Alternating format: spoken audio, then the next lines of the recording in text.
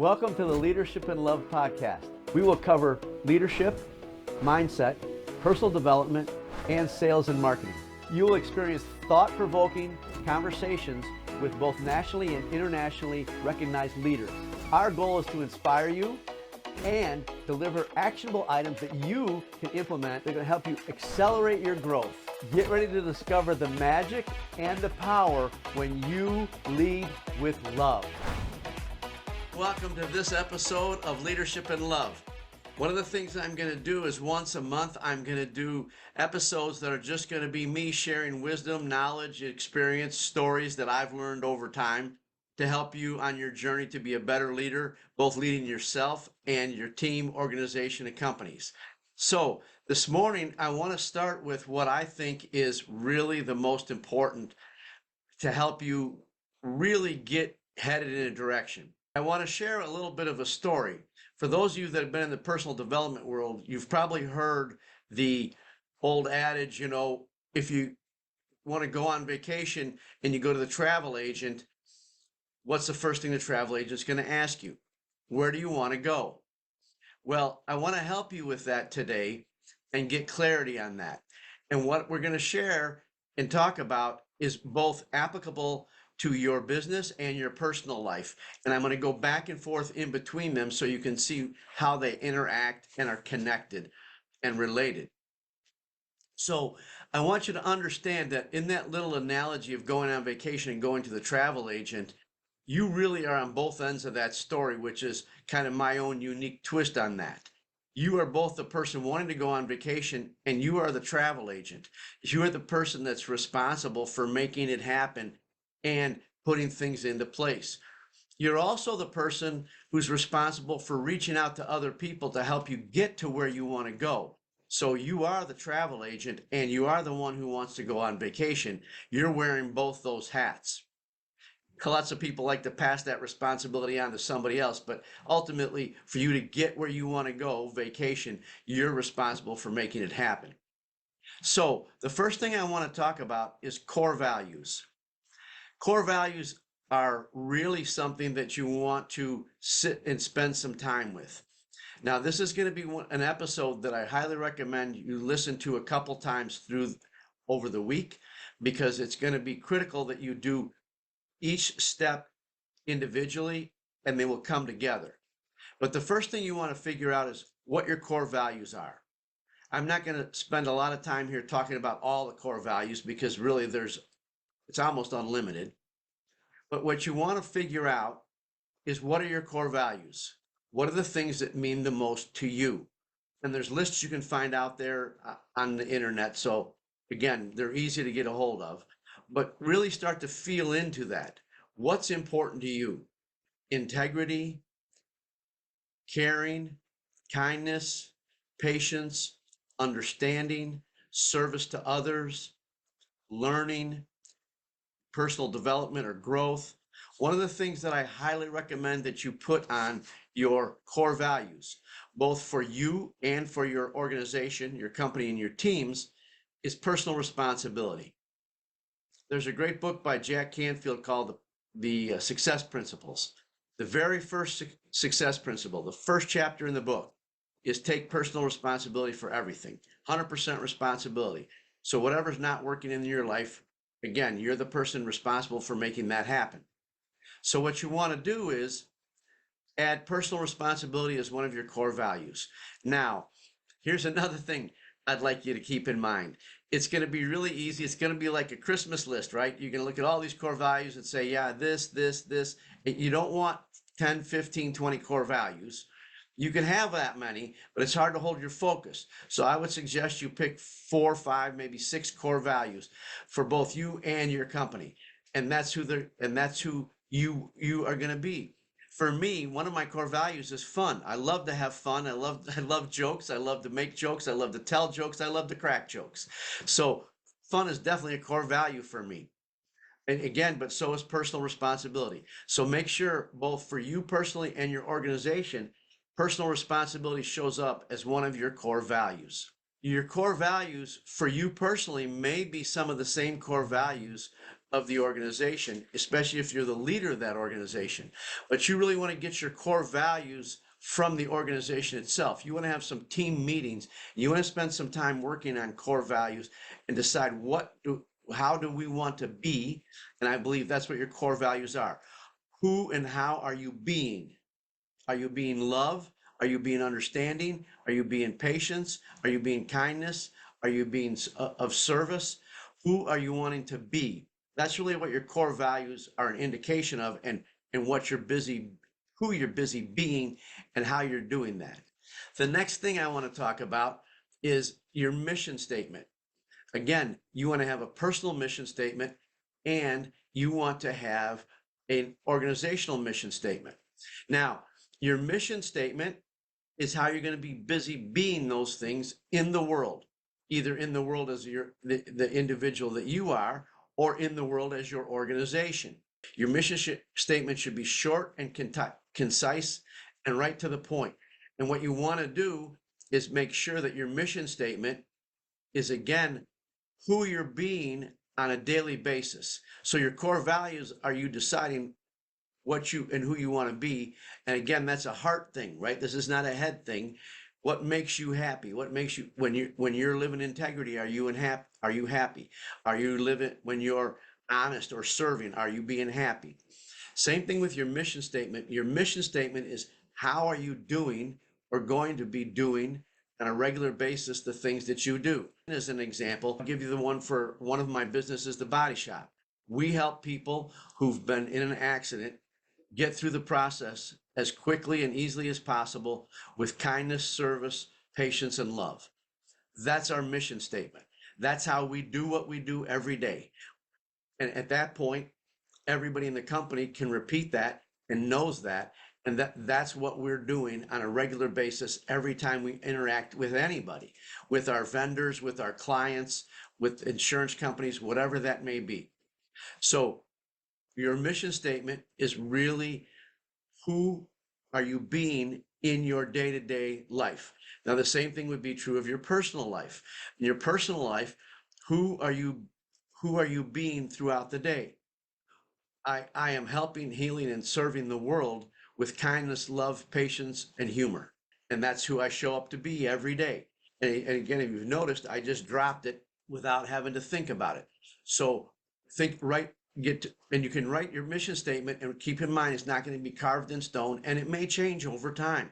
It may change as you morph out of your career into starting your own business, or it may morph as you leave school and go into a career, or as you get married, or as you retire and start doing other things with your life. So your mission statement is never carved in stone. Now, the next thing is your vision. So if you're the leader of an organization, you own the company, or you're a manager, then it's your responsibility to have a vision of where is the company going? Where do you want to take the team? Do you want to be the best? Do you want to be the fastest? Do you want to be the most profitable? Do you want to be the most productive? Where do you want to be for your organization? And for your life, it would be, where do you want to go? Where are you headed? Remember the vacation analogy? Where do you want to be heading with your life? And the vision is just a picture. You want to get a picture of, what does it look like? What does it look like to be the best? What does it look like to be the most profitable, the most efficient, the most productive? What do those things look like? What does it look like personally to be the healthiest, to be the wealthiest, to be the happiest, to be in the best relationships? Get a picture of that. That's the vision of where you're heading. Now, like I said, this is really something that you're going to want to revisit on a regular basis, actually. But for the next week, I'd like you to listen to this and go through the process and do the work and sit with this, and then ask other people. Again, if you're in an organization, you want to meet with the team and say, hey, what are our core values? What's our mission? How do we want to be doing what we're doing every day? And what's our vision? Where do we want Sharp Auto Body to go? It's very, very powerful work. Very powerful work, and it's very important. And then after you do this work, I want to share something that's amazingly magical. And that is, all your decision making, whether it's your personal life or your business or in your career, business, wherever you're living in that. And you can see how they're connected because who you're being, you want to be everywhere. This is really important for a couple of reasons, but one of them is if you know your core values and your mission, if you want to be, and a vision for your life, it's going to be really easy to decide whether you're working for a company or in a company that's in alignment with who you are. If you are a hiring person, a manager, or the owner of a company, it's really easy to hire because when you start talking to people, you're going to ask them. And you can't ask them necessarily their core values, but you can ask them, hey, can you give me an example of where in a prior job or prior situation you were tempted to do something and you did the right thing, not the wrong thing?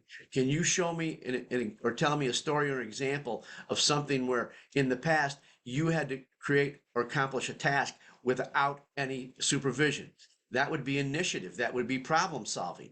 So the things that you're looking for, you can now start interviewing in your interview process. It's going to really reduce your turnover because as an organization, you're going to know exactly who you're looking for that's going to be in alignment. And this is, again, why it's important to spend the time on this. It's going to be important to hire people who are in alignment with all three, your core values, your mission statement, and your vision for the company. As you do reviews with people that are currently in the company, this also may be something that you do in the review process and review the core values, the mission statement, and the vision statement, and make sure that everybody's still on the same page, rowing in the same direction towards that thing called a vacation. Now, the other thing that's really powerful about having these things done personally and professionally in your job or your career is that every time, and I mean literally every time you have a decision to make, you want to ask yourself, is it in alignment? Is it in alignment with who I want to be, AKA your core values? Is it in alignment with who I want to be and busy being in the course of the day? And the third thing is, who is or what is this decision in direct relationship to my vision?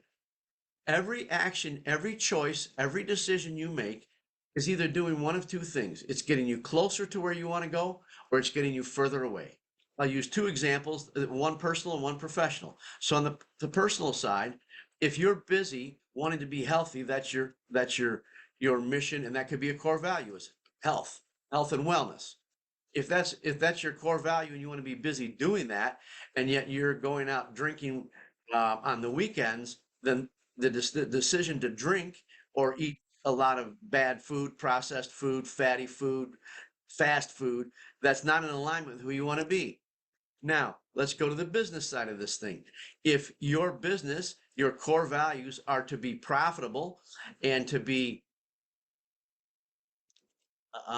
have money in reserves and have your own line of credit built up and do those kinds of things, then one of the things that you can do is realize that if you don't have a PO, purchase order process in place, if you don't have control of the spending and watching who's spending what where, then you're not letting those things happen. And letting them happen is a choice. It's a decision not to do something about it. Then you're not in alignment with where you want the company to be the most profitable. Now, one of the things I help clients with, and this is both personally and professionally, is a thing called the passion test. The passion test gets you really, really clear, really quickly on what you're passionate about. Again, what makes your heart go pitter patter. So what I'd like you to do is feel free to reach out to me. You can reach out to me at Louie, Louie, at thegiftedleader, all spelled out, thegiftedleader.com, because anybody that's listening to this podcast, if you send me an email, I'll get you on my calendar and we'll set up a 30-minute call to work on the passion tests. It takes about 30 minutes, but at that point, you're going to go away with the things that are important to you. That's going to help you with your core values. That's going to help you with your mission statement, and that's going to help you with your vision statement. And by the way, that same thing works and applies. One of the things I do when I do business consulting, one of the first things I do is we work on the owner, the manager, the leader of a team to get them clear on what's important to them and who they want to be busy being and how they want to do that on a daily basis and where they're headed. Because this is the core to making everything in your life actually easier. Because when you ask yourself, every time you have a decision, is this decision going to head me where I want to go? Or is it going to head me in the other direction? Or is it going to just keep me stuck? And the answer to all that is going to be how you make that decision. And it's going to actually be a no-brainer.